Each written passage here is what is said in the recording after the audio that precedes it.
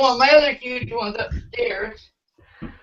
Good evening, everybody. I am Majabella, and this is the Witchy Wednesday chat. Sorry we're starting a little late, but Mystic was in the process of showing us all her new stuff, and we we weren't paying attention to the time. So I've got Mystic Moon with us and Sasha Spin Pixie. So show us your stuff. It's exciting. So, when we get new this is my baby. This one right here is my beautiful, absolute love of my life. Got a huge rainbow in the middle. Gorgeous. So I got two of these, but the other one's upstairs and locked. But it's a different. It's the How much was that one? That one's gorgeous. 2,500. 2,500. Yeah. See how huge that is? Come look at this $2,500 crystal. Yeah. The other one upstairs. Well, the other one upstairs is 14, but yeah. Yeah. Show Brandy. Brandy just stepped in. Show Brandy that crystal. It's got a rainbow in it and everything. It's gorgeous. Yeah, it's got a huge rainbow, and then it's got the twin, and it's got the Isis. But then here's my labradorite. This is my absolute favorite. Oh, $4. How much did you spend on that? 145, I believe. Oh, but gorgeous. Completely covered from back to front. Completely covered in color. But this is my new baby I just got today, which is just oh man, you're not gonna see it, but in picture it's got a purple eye. It's got the purple eye. Yes, I can see it. Look it up because there's kind of a glare. There's two eyes on it. On both ends has the eyes. One's real purple. There you go. Yeah, there it is. Oh, it's heavy, man. This thing's heavy. But yeah, so that was my birthday gift to myself, this one. And then this purple fluorite cube. Gorgeous. Yeah, $30. That wasn't too bad. And then I bought the fluorite spear, which was $20. That's awesome. 20 or 30, I think. But yeah, purple and blue, and it has a lot of blue in it, but you can't see it really. Yeah, on camera, yeah, I see. It looks greenish, but yeah, it's probably blue. Yeah, in the light, it's got it's got a little bit of purple, but it's got green in the blue, like a real beautiful blue. But that wasn't too expensive. But yeah, so we went to the Cove in Washington, and oh man, talk about some beautiful stuff. Too beautiful. And expensive. That is gorgeous. Well, I today went and looked at a property to start a shop. Brandy and I have been wanting to start a shop for over a year now, and our concept was like a co-op. So we looked at that shop, and we're getting a really good deal on this building that happens to be on my same block down at the end of the street. So it's not one block away from my house. It's probably about 10 houses down. Oh, perfect. And it is got 3 rooms plus a garage that we didn't expect being part of the thing. Well, landlord didn't expect it either, did he? I know. He said that he'd rented it and then he left for a while because actually the owner is from Seattle, Washington. It's his brother. He said he used to own the property. He sold it to his brother. So now he just comes and manages the property for his brother, who's still in Seattle. So anyway, he goes, then I was gone for a while, and I came back, and the guy had built a garage on the back of it. So they got a garage for free, but of course the guy didn't get building inspector. So he can't sell it in the garage, can he? Yeah, but they got it all fixed and squared away, but he goes, yeah, it caused me a little bit of headache because he gave me a free garage, but hey, he got a free garage out of it, so. And it's got central air and heat, and it's 1,000 square feet. It's broke up into 3 rooms, which the front end will be the retail shop. The middle room will be the Reiki healing room, tarot cards, and like a place to do a drum circle, Reiki circle classes, that kind of thing. And then the back end is like a kitchen area to do our candle, soap making, crafting of all kinds, to have an office so that I can do astrology charts, and it's going to be awesome. So real excited, real excited. So I'm about ready to throw myself into this venture. So that's awesome. What do you think business will be like in that area? Do you think it's a good area that will draw? Okay, well, Corpus lost its one witchy shop in September, so there is no New Age witchy shop anywhere in Corpus. We have 2 Mexican botanicas, but they don't offer what we offer, and so there's really no full-on competition at all. Awesome.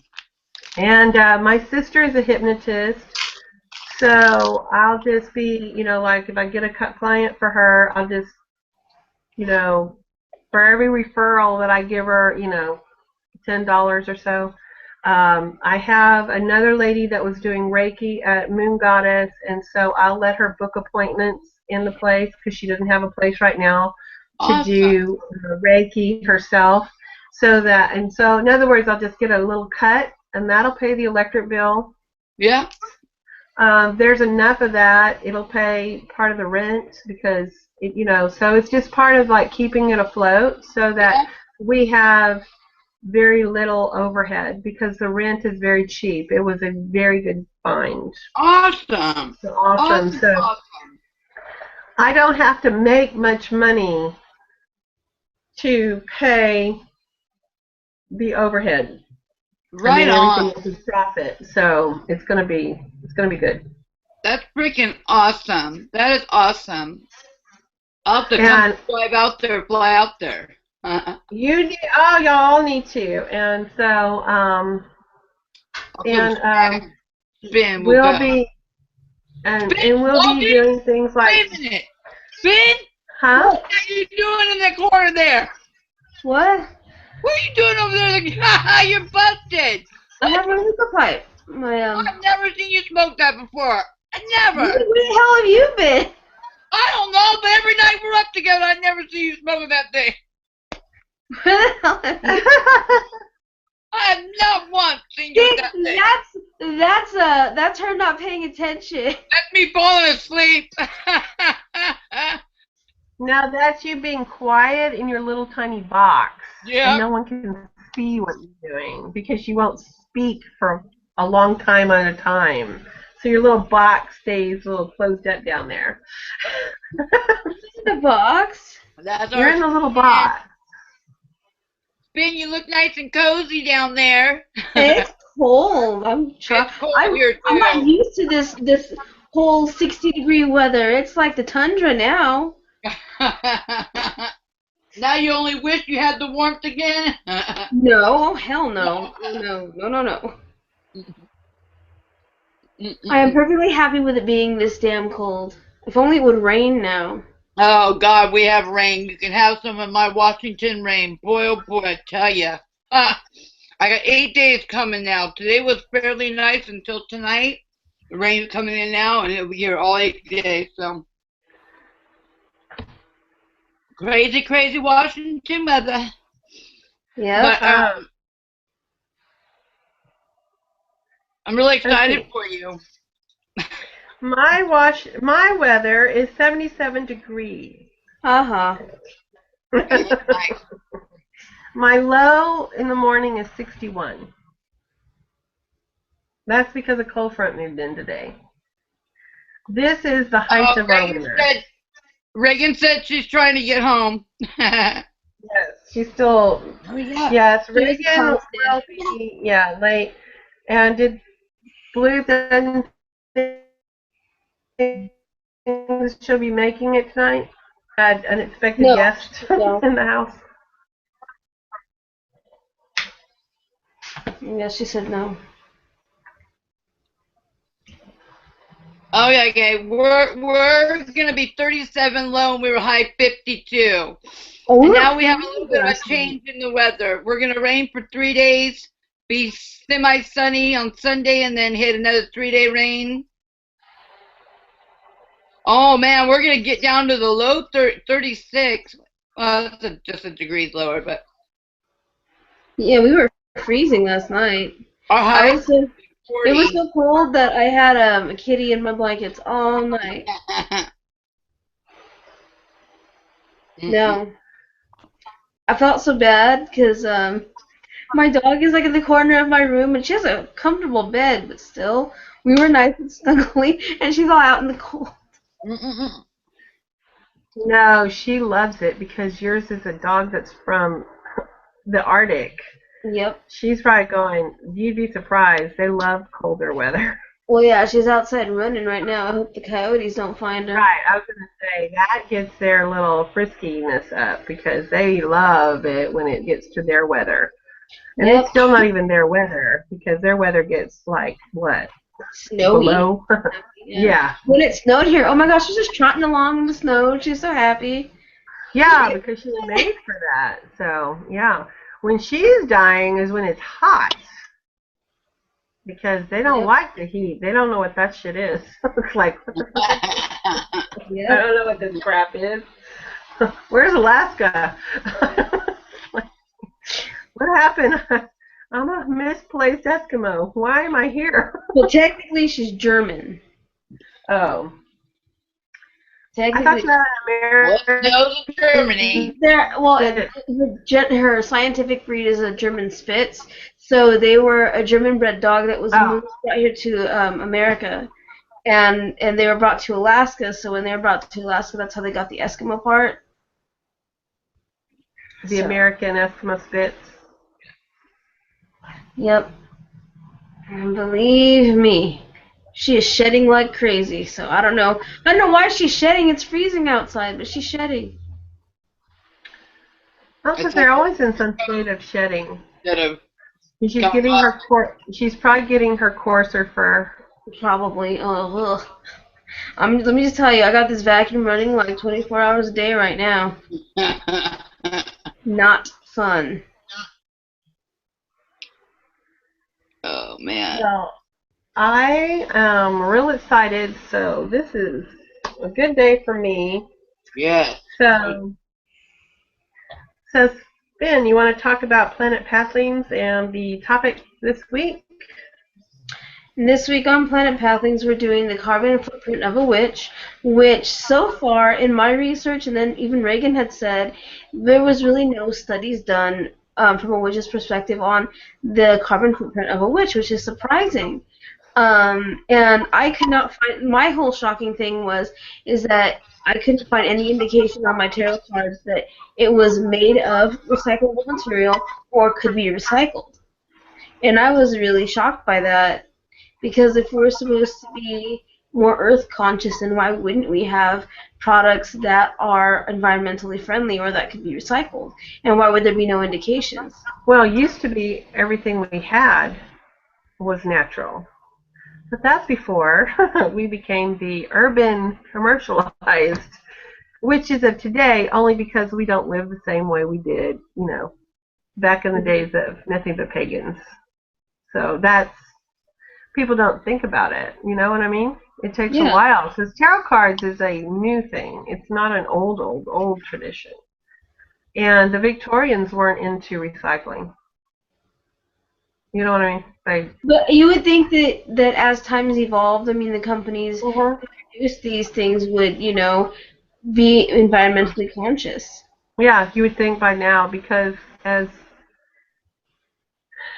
pagans, not so much as witches, but as pagans, it's about an earth-centered spirituality. So, yeah, you would think that even pagans would be more that than even witches, because witches can be anything. You know, you can do witchcraft and not actually be, you know, anything particularly spiritual in any other way. I am, but, you know, it's not a The next requirement. person may not be, yeah. Yeah, so, but in the herbs that we use, and, you know, in being like based in a, we tend to have more people that think about their recycling, and they think about their growing their vegetables and wanting to wildcraft and do all this stuff, you know, but we don't think that sometimes what we're wildcrafting is endangered. And are we taking responsibly when we do it? Like wild ginseng in America is on the decline, and it's got controls set up, but it's still because people encounter it in the wild and they take it. The Arizona, the agave plant is on that list of endangered. There's lots of them. The Texas wild rice is on that list of endangered for Texas. So I did put links at the bottom of my video about 10 most endangered in America, and they were pretty shocking. Goldenrod was on there too. And sage, white sage, right? Yep. I've heard that's been very difficult. Yeah, people over harvest these things, and I do put in there, you know, how the taking, but leaving 10% and stuff like that. And I made reference to, what the heck was that show called that John Boy was on? The Waltons. I was like, I couldn't think of that name for the life of me when I was doing the video. But Will Geer, you know, back in the early 80s, I think it was, probably predominantly the early 80s, they did one where Earl Hammond, who wrote that, you know, because he was doing it from his own experiences, that he wrote the book and stuff. He put in there where Will Geer was taking him, Grandpa Walton was taking him on the mountain and was wildcrafting. And they go straight to a golden seal plant. And he tells John Boy that you never take more than half. And he goes, why? And he said, because you wanted to be here for your grandchildren. And so you take half and you leave it alone. And then he goes, no, you don't take that plant right there because it's not big enough. It doesn't have enough to take. In other words, he was already teaching conservation in the show The Waltons about how a responsible wildcrafter wildcrafts.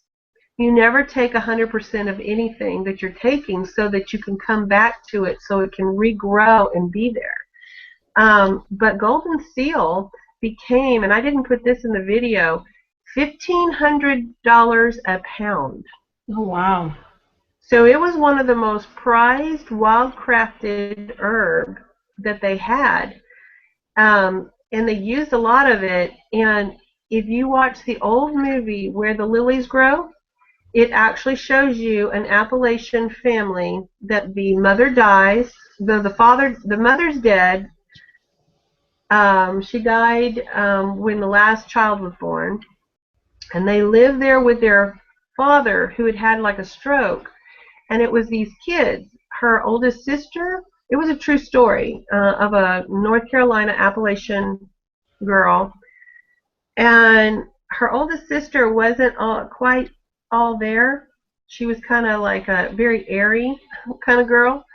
And this little 12-year-old girl, she was 12 or 14 years old, and she was brilliant in her schoolwork, and they wanted her to do all the stuff in schoolwork, but her father was sick, and so she went wildcrafting. Her father taught them how to wildcraft, and that's how she kept her family together even through the death of her father, because they knew they had to keep it secret. But through this time, they're showing you wildcrafting at its finest in the Appalachian mountain range. It's called Where the Lilies Bloom, and Where the Lilies Bloom. And it tells you a lot about wildcrafting. There was also an old movie called Foxfire, or Foxfire, and it too showed you about how they lived off the land and stuff. And wildcrafting is a big part of it, but it was about how to do it responsibly. But that golden seal, $1,500 a pound in an area that has been always economically depressed. And so they basically, there is no more golden seal to be harvested in that part of the Appalachian Mountain Range because it was so overtaken once they realized it was $1,500 a pound that they can't even sell it anymore because it's not there. But it's still in other parts of the country. And golden seal became critical when we got that MRSA and those bacteria that were, because they were overuse of antibiotics, and the bacteria have learned to get around antibiotics. The CDC issued that golden seal and bayberry were the only two things to put with the antibiotics to fight that flesh-eating bacteria and the antibiotic-resistant strep and staph. So even today, we go back to herbs a lot of times to save our butts. Yep, and I was just surprised that, I mean, because it's like I said in the beginning of the video, we don't think of ourselves as willingly polluting the environment, as willingly destroying what we have, you know, but we do. You know, we do. Yeah. We burn incense, we burn wood, we burn herbs that, I mean, think about it. The original purpose of herbs was to be used in salves or to be taken internally, not necessarily to be burnt. So we're taking the herbs from one state and putting them into another state that's not natural, and then putting it into the air and then polluting the air. And it's crazy. Like, I mean, and the thing is that, you know, you can't change every practice that you have, but if you can find a more environmental way to do it, it'd be, you know, that's the thing that I was surprised that not a lot of witches have talked about, especially on the internet and searching for links and stuff. The only thing that I found a whole lot of stuff about was the crystal mining, and that to me was also pretty fascinating. And there's a heated debate about that. So it was just a really interesting and eye-opening topic to do this week. Yeah. And then, you know, I touched on the very end about the Tanzanite and its links to the Taliban and stuff like that, too. So we also have to realize what we're purchasing. Where is that end money going? Yeah. And what are we really supporting when we purchase it? But like frankincense, there is an area that it actually is endangered in Oman, but it's not because of our harvesting of the resin. It's because there are animals that are eating the flowering part of the plant, which it never reseeds and it never repopulates. So the frankincense harvest has not changed for thousands of years. They still do it today like they did it thousands of years ago, where they make small slits and the sap runs out, much like the way we harvest maple syrup. And the tree is not harmed by that. The tree is being harmed in Oman because animals are eating it. So, you know, it's not because you're purchasing frankincense that you're destroying this tree. It's not part of the problem. So frankincense, even though it's on the endangered species list in certain areas of the world, it's not due to the use of frankincense resin. So at that point, you can make a conscious choice to still buy the resin and be good with your choice because it's not destroying the tree. Right. What's destroying the tree is just a natural, basically a predator to the tree has moved into the area and is trying to survive too in a desert area, and it eats these leaves and flowers, and then it can't repopulate. So what they have to do there is buying the resin from Oman actually helps secure the trying to stop these animals from eating the leaves, basically trying to find a way to repopulate the trees, that stuff. So it actually is helping the trees survive, when you purchase it from there. But then sandalwood is a whole nother story, and it's not surviving well. And that's in the perfume industry is one of the biggest guilty parties. And so every time you buy perfume thinking you're innocent, the only reason they're using sandalwood oil in perfumes, high-end perfumes, is because it's a fixative oil. It has nothing to do with the smell of it, because the smell is completely gone by the time they put it in those perfumes. So they're using high-end sandalwood oil just to make a perfume that you're not even using the scent from the sandalwood as part of the perfume. So we need to know what we're purchasing, when we're purchasing it, so that they stop poaching the sandalwood, which is part of the problem. And they've got this like terrorist that is on, they've got a bounty on his head. I would love to catch him, but because it's $132,000. I can't remember how many rupees, but I put it in the video. And they said that the government has been chasing him down since he was 14, and he killed his first elephant. So this is a man who has claimed to kill over 2,000 elephants just for their ivory, and then has gone now to poaching sandalwood trees and cutting them down. And this is a person who also will kill a tiger for the penis and all that kind of stuff. The things that we kill animals for is also part of the problem, because the tiger is that way, the bald eagle, the red-tailed hawk, the gorillas, because they literally take the hands and feet of a gorilla and a gorilla head as trophy to make ashtrays and crap with. Yep. But the tiger was actually a actual magical purpose. They think ingesting it gives them virility. So they're using it as a sexual aid for men. Yep. When they have friggin' Viagra. I'm like, seriously? You killing it's something as stupid as that. Yeah, it's just so crazy that the things that people will do when they can just use the pharmaceuticals. I mean, well, the thing is, in that you have a lot of herbs that do the same thing that are not endangered. So use the friggin' herb that actually works. What is a tiger penis really doing for you? Nothing. I think it's all an issue of especially in places like those, like the rural countries where manhood is a thing. Like, it's a huge thing. It's like the only thing where if they have the penis of a big game animal, it just speaks more for their manhood in here than it does anywhere else. Exactly. That's all it is. It is a magical use. That's all they're doing it for. And I think that most of us as witches would cringe at the thought of killing a tiger for a magical use. You ingested the penis of a what? Yeah, no thank you. Well, even if I'm like, really, guy, you couldn't have used something else? Because there's lots of things that we could have given you as a magical amulet so that you could take it so that you could be virile. Whatever. Just totally, That's one thing to use the animal bones like raccoons' penises.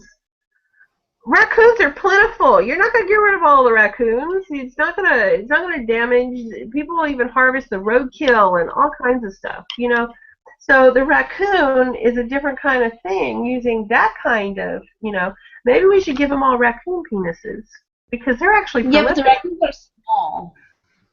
That won't work for the mental. Yes, it's all a mental cue for them. No, but they don't actually buy the whole penis. They buy it ground up and take it internally. So they're not even getting the whole penis. Well, why don't we just use raccoon penises and make their little ground up powder and say they're tiger penises? Well, exactly. I mean, because, I think that if I wanted something that was virile, maybe I would want a rabbit penis. Because how prolific is a rabbit? The thing is it enough itself? I mean, fuck like bunnies. There you go. You know? I mean, if that's what you're really wanting, then I would think I would go after a more prolific animal. Because apparently they have more virility than, the tiger is endangered. Apparently they're not mating enough. Yeah, that is kind of a paradox. It's like, why would you want the penis of an animal that obviously is not really mating that often? Exactly. Hmm. It'd be kind of like having a panda, which is one of the hardest of all. I mean, it took them forever to be able to get one born in captivity.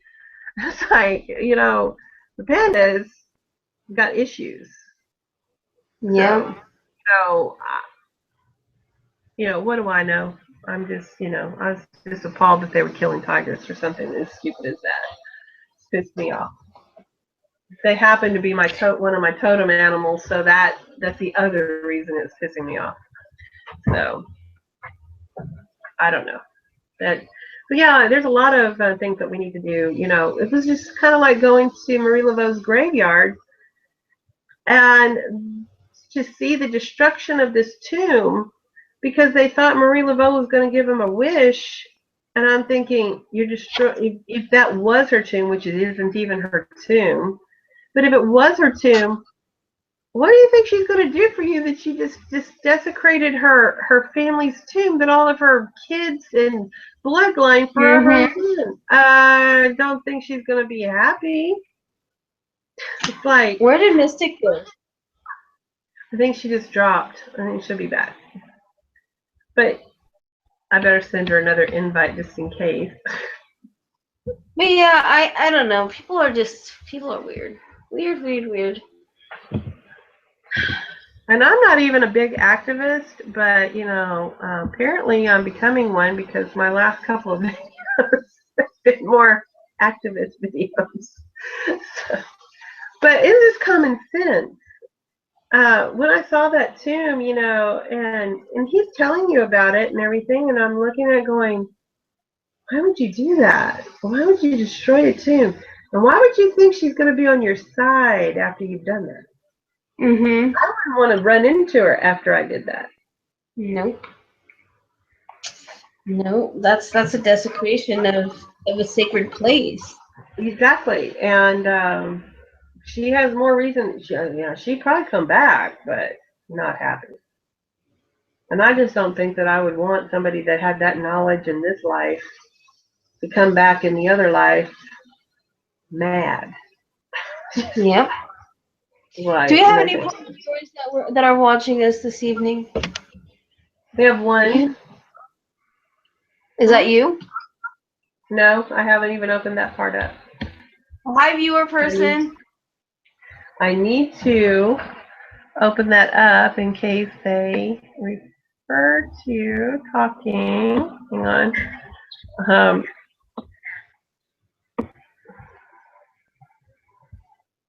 Okay, I don't know how y'all are always so proficient at all this. Reagan better hurry up and get home. She and Blue are supposed to be taking care of this part. And Blue watches the chat. Let's see. Okay, let me open it up.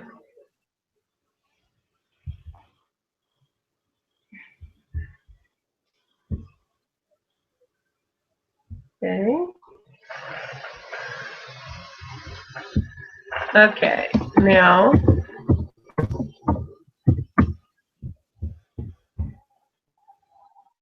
it's Alyssa Meal. Would you like to join, Alyssa? I can send you a link.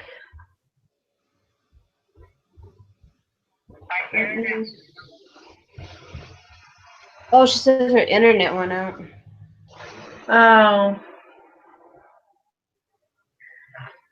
Well, if you want, just tell me and you can join the chat. Long time no speak to you. I think you were on the last chat or so. Mystics got their internet, so it's just us. Oh my gosh.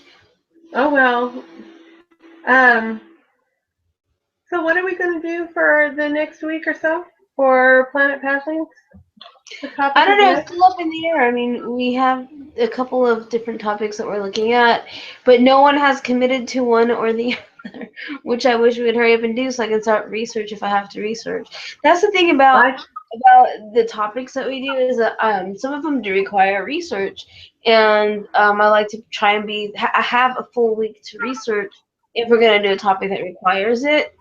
Because I like to be as thorough as I can, and the thing about this one is that this environmental one is that there's so much you have to like sort through to try and find something that's relevant to us, to our channel, what we're doing. I mean, it's all relevant, in general, but to what we're doing, and trying to call attention to it in the community, there's so much to sort through and so little that is actually relevant to us that is on paper or any studies done. So it was hard to pull stuff together. So having a little more time to check out my sources, like I like to check out not only the links that I use, but the sources for their articles and whatnot, because I like to know the sources of my source.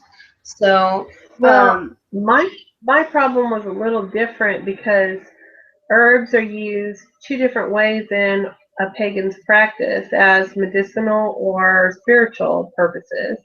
And mhm. then animals can be done the same way. Um, uh, then the other part is even the gems the stones I didn't even get to because I just threw in at the last minute, because you've got political ramifications as well in those kind of areas where these stones are coming from. It's kind of like a diamond in the African mines of South Africa. It's got its own issues there. Tanzanite has its issues in the Middle East, and I mean, you just go on from every region across the world. There's all kinds of stuff going on, but we use herbs so much in our practice, whether it be incense or actual use of herbs, for medicinal internal use or external use or just, in our spell work and stuff. But rarely do we, look to see where it's coming from, if it's endangered. A lot of them will do, is it organic? Yeah. They'll do that part. But It's more it's more important to me not that it's organic, because most herbs are organic, most of them are, um, because they're wild crafted. Even the ones that are taken to, because working for where the company I work for, most of the herbs are wild crafted, and we're one of two people in the United States that has a fingerprinting machine that makes sure that the herb is exactly the herb it's supposed to be. Oh, wow. It, it's us, and John Hopkins University is the other one that has that. And you spectrograph the herb because it's wild crafted, and there's so many herbs that carry common nicknames in regions, but it's not the same herb. Like I think it's bloodroot is one, that bloodroot in one part of the country and bloodroot in another part of the country is two different plants, two totally different plants. Skullcap is two totally different plants. There's American skullcap and Chinese skullcap. They do totally different things. There are lots of herbs that carry same names that are not the same plant, and it can be big problems. Cat's claw is not the cat's claw that grows in America, which is that little spiny little plant that attaches you like a cat. Cat's claw Mhm. is a tree in South America, in Peru or Brazil, I think Brazil. Um, and it's for arthritis. But cat's claw here will not do the same thing. It's not that plant. So, it becomes very important to know your sources of plants, know that it's really what it says it is, and a lot of times cultivated plants are actually better than the other plants because those are the ones that are endangered. Wild ginseng is one of that. The American ginseng is endangered because of overharvesting. But it's also cultivated, and because it's cultivated, the cultivated variety ensures that the sustainability of real ginseng. So, until it comes back, and then it would be, safe to harvest by taking it by a small amount. Sandalwood, the tree is worthless before it's even 30 years old. But people are killing these young trees, and they're never going to get to it. The peak of harvest is 60 years old for it to have its full smells to it, full aromas. So you have to let that tree grow 60 years, and it takes a ton of sandalwood to make one 60 kilograms of oil. 1 ton, 2,000 pounds of the heartwood of it, which means that the tree actually has to be cut down to create sandalwood oil. It's not like they just take let me just take this tree limb, let me just prune this tree. It's not that way. It's literally cut the tree down to harvest the oil. Yeah, that's crazy. That takes a lot of sandalwood, a lot of tree. Exactly. Yeah, I just think that calling the mindfulness to this topic, will help. Maybe we can do something to actually help things instead of, hindering them, like maybe planting trees or planting our own gardens and trying to use, a more sustainable way of doing things. Recycling herbs, doing things like that. Um, I don't know. It just really made me mindful as to what I do, my practices, the things that I buy, the things that I use, and what I'm doing personally. Called a lot of that to mind when I was doing this stuff. And hopefully, in watching the videos, some people will get a different look at it. So I think we tried to really break it up in a way that everybody could really take a huge topic and go through it thoroughly, because there's a lot to cover in the whole environmental thing. There's just a lot of areas, and I would have liked to have covered more areas because just besides the ones that we've done. Yeah, because my area was so huge that to even take down it to, mine was like 45 minutes long. I was like, I couldn't make it any shorter because you have to touch on so many different areas of what sustainability means and what our practices are. Like the Marie Laveau grave thing, people thought they were doing a magical act, and it was perpetuated by this tour guide in the 60s because he wanted to, hey, you split me some money, I will, stand here and let you do this, and that was how he was lining his pockets. And so everybody wanted to go on his tour because they knew that he would allow you to do this while he stood watch from a distance, and it was towards the back of the cemetery. That's why the grave not with her name on it is the one that they mark on. And they said, oh, this is the real one. That one's just a fake grave over there. No, it's not. It was the real grave that's taken care of because Marie Laveau is a big tourist attraction for New Orleans, and they're going to make sure that tomb, above all tombs in there, is taken care of. Mm-hmm. But the one in the back that's being destroyed isn't hers, but it's a magical act people are doing and destroying it. It's like, really? You might as well be swallowing that tiger's penis because, yeah, here, let me just get you a tiger, shoot it in front of me, because apparently that's all you're doing, when you're destroying something like that. I just, and we're doing it because someone told us it was a magical act to do. And I'm like, I just don't see how she'd be happy about that. And I would not want Marie Laveau after my ass. Yeah, I think that sometimes things that we do in the name of magic without thinking about it, is really doing harm. Yeah, it's Even about when critical you think you're trying to. it really is about critical thinking skills. It's Mhm. do I need to use sandalwood when there are other things I can use that are just as sacred? Myrrh and Yep. frankincense. Myrrh and frankincense are very spiritual, and they're not endangered.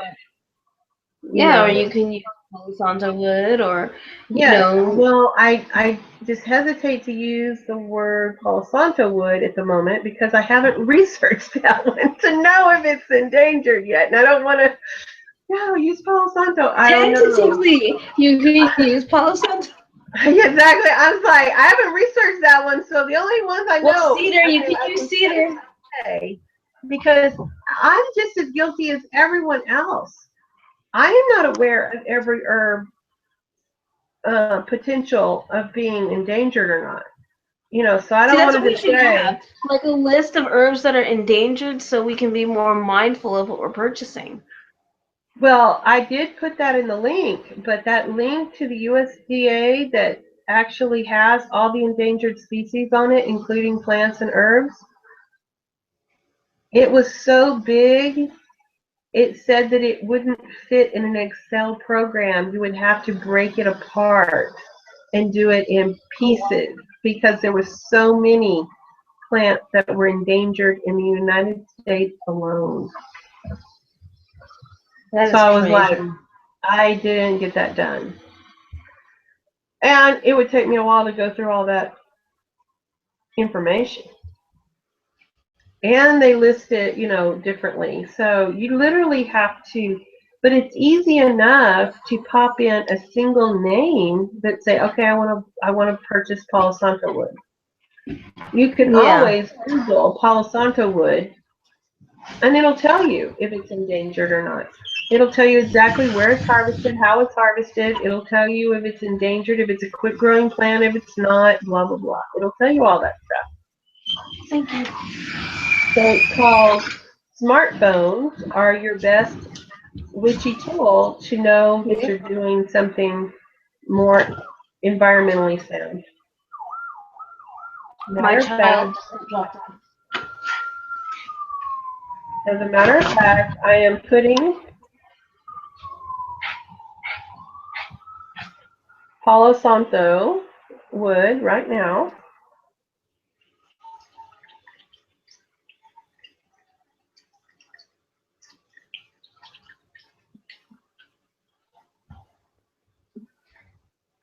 Where are you going? Come over here. Jim, then run, Belita. Okay, Palo Santo comes from Peru.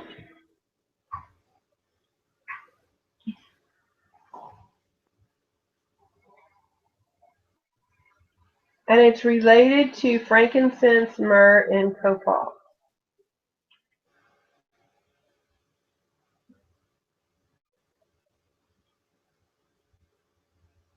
Sustainability. The best part of this magical tree is that it is wildcrafted and sustainably harvested by a family that has planted over 30,000 trees back in the area over the last 10 years. The essential oil can only be extracted from dead trees and fallen branches using vapor distilled without the use of dangerous chemicals or solvents. This ensures a high-quality product cared for with love. So Palo Santo is a sustainable option to all of the above. There you go. And I love the smell of it too, so it's awesome. So yes, and it's related to frankincense and myrrh. I will because yes, Palo Santo is what I'll be using now actually instead of sandalwood. I will, but there is sustainable sandalwood too because there is cultivated sandalwood now. But you have to, you know, and the Indian country of India is the only one doing that. But that's because it's such a sacred tree in their history. Australia is about to lose all of theirs, and they do it to the highest bidder. Gosh. And all through New Guinea and all of that, the natives have figured out how much it costs, the oil. So they're just chopping down the trees without them even being anywhere near. So it's very, very low quality sandalwood oil. And they're just destroying the trees. And the one thing that I wanted to do is I wanted to make sure that we were covering this topic on Earth Day. So it was important to me to just kind of put a message out there that we should be mindful of this, not when it's like the social norm to be, but all the time. Yeah. Well, you should be thinking more along the lines of, Like we could have waited and put it out around Earth. I'm losing you, Spin. There you are. I hope I don't lose my internet. Can you hear me? David. Can you hear me, Spin?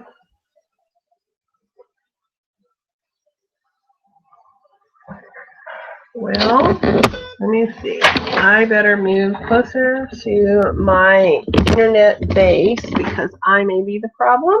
So.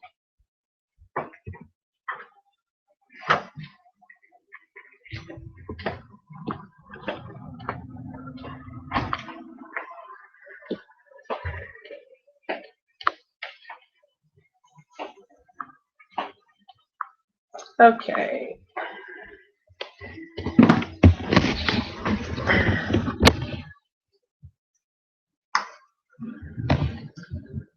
Well, I will try to reconnect.